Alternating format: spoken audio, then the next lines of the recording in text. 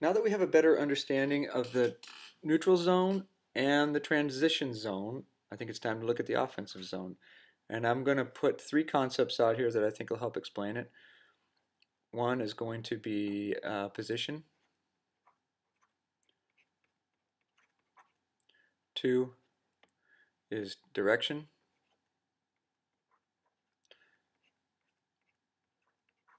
And three will be depth.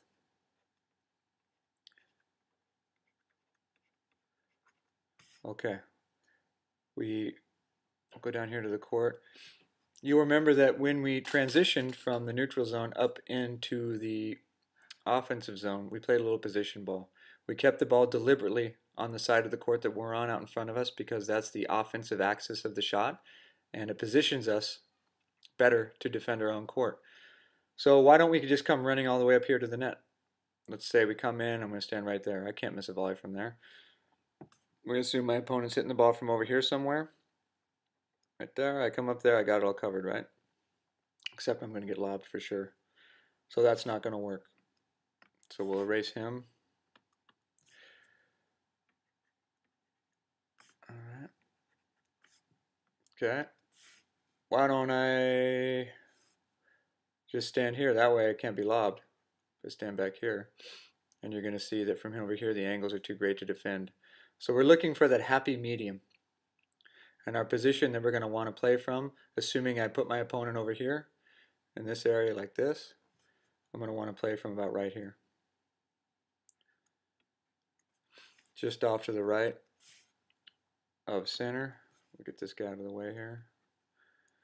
And the reason is, just by way of review, is because I can cover these angles here, here, and here. So I'll put them up there for you so you can see. Get a little smaller brush or pencil.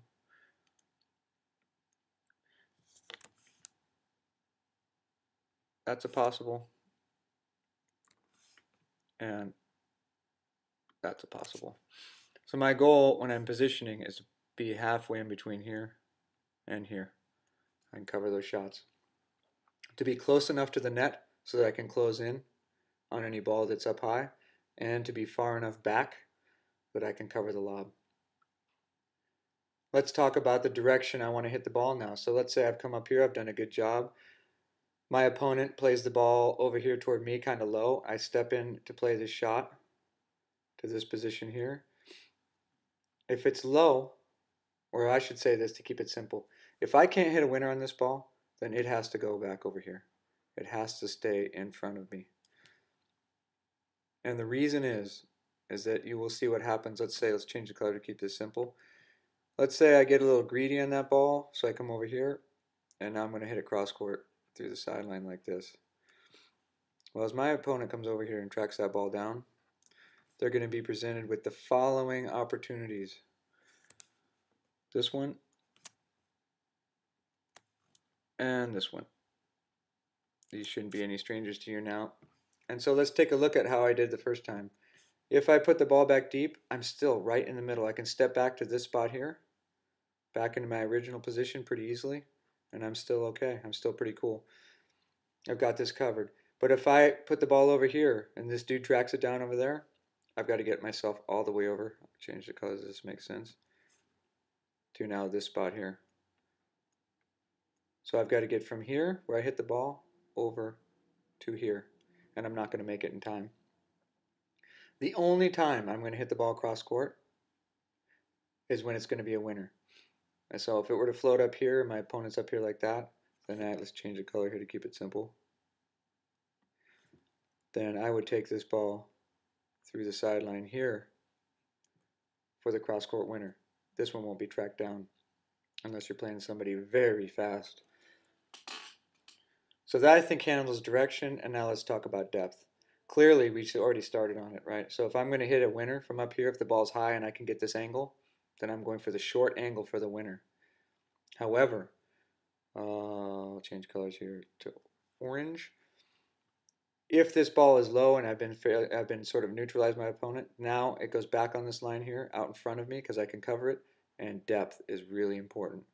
For the same reason it's important on the approach shot. It keeps my opponent away from me, which limits the angles that can be used against me, and maximizes the time the ball's in the air before it gets to me.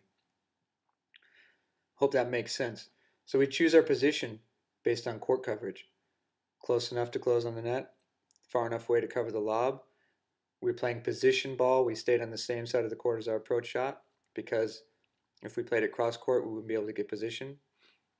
If we can't hit a winner, we keep the ball out in front of us for positioning reasons again.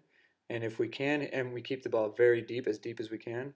And if we can hit a winner, if the ball's up high, then we go for that short angle through the sidelines. So again, it boils down to position, direction, and depth.